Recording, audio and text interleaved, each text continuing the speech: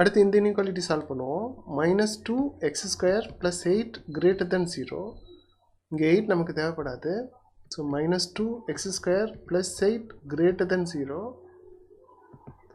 ரெண்டு பக்கமும் -8 பண்ணுறேன். ஸோ +8 -8 கேன்சல் ஆகிடும். ஸோ -2x² greater than -8ன்னு வரும். இந்த -2வும் தேவைப்படாது. ரெண்டு பக்கமும் நான் என்ன பண்ண போகிறேன், -2ஆல் டிவைட் பண்ண போகிறேன். ஏன்னா -2 மல்டிப்ளை ஆகிருக்கு.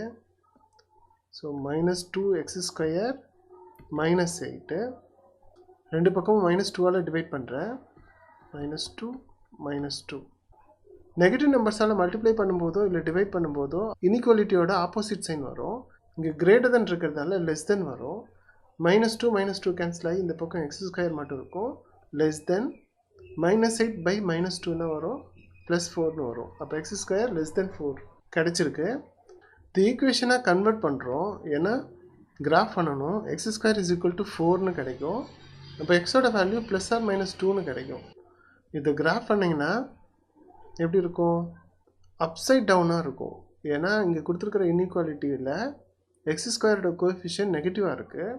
அப்போ அது அப்சைட் டவுன் யூவாக இருக்கும்.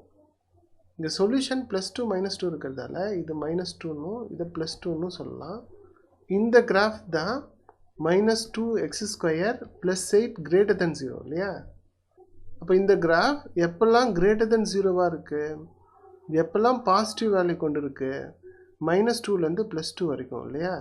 அப்போ -2 less than x less than +2 தான் இதோட ரேஞ்ச் ஆஃப் சொல்யூஷன்ஸ். இந்த இன்இக்வாலிட்டியோட ரேஞ்ச் ஆஃப் சொல்யூஷன்.